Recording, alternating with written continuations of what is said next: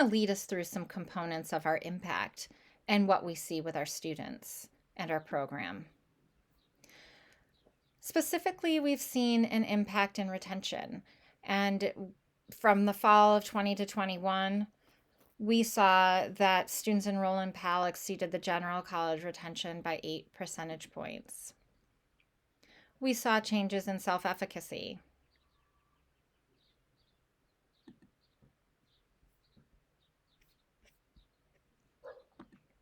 We saw changes in cognition. And in executive functions, we use the behavioral rating inventory of executive functions for adults. And what you'll see here are 3 separate samples from 3 separate summers and where our students show difficulty compared to the normative sample that the brief is rated on. What you'll see is that significantly more of our students achieve clinical significance in one of the areas of executive functioning compared to the normative sample. And so in this summer PAL of 2016, you're seeing that if 5% of the normed sample has difficulties with inhibition, 25% of our sample had difficulty with that.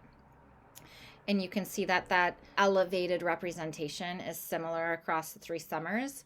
When we ran these for significance, we found no difference between the 3 summers for the levels of significance. Our students were high all 3 summers across 3 separate samples. But what we did do is take a look at some pre-post.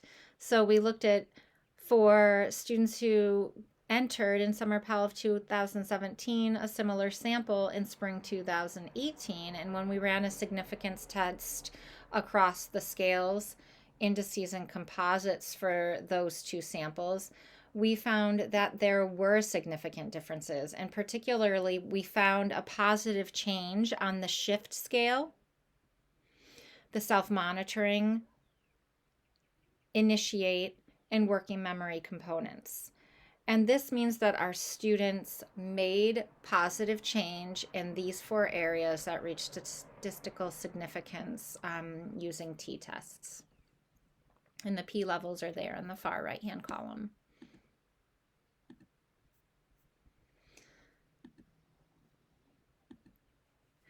We've seen differences in our students' capacity to self-regulate. We've seen differences in our students' learning, and this is something that we didn't anticipate. As our students had more access, they were able to themselves learn better. They recounted being able to learn more. They talked about their reading and comprehension actually getting better, and they talked about enhanced motivation for wanting to learn. We increased our reach specifically through mobile access. We created our AT Center PAL YouTube channel, and this was an effort to reach students where they were any time of day or night, because again, the goal is for them to be able to be independent with their technology. We started out very small, and you can go check out all the tutorials that are currently on our YouTube channel. We started out very small, and we only had a few tutorials there, and now we have many, and we've reached multiple thousands of views. And these are things that our students wouldn't have access to until they started to build their own tutorials that they thought their peers would need. We've shared virtual platforms with them, so they like to use Google Drive and Google Docs, and that's the back end of their student accounts. We also have Facebook and Instagram where we reach our students. We've seen changes in our students in their leadership capacities. Originally, they didn't want to be labeled as leaders. They wanted to be seen as leaders. The difference there is that they wanted to earn their leadership. They didn't want to be called leaders. They wanted to grow into those leadership roles and then be known as leaders. They co-own every single aspect of the program, and in so doing, they've developed their leadership.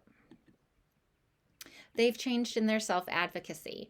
These are ways in which our students have documented that they feel more comfortable advocating for themselves now as a result of the program. They've received significant recognition for their work in this program. We've done a variety of presentations where students have co-presented, including the one that we're doing today with Aviva. I received the Apple Distinguished Educator Award for this curriculum for the class of 2019.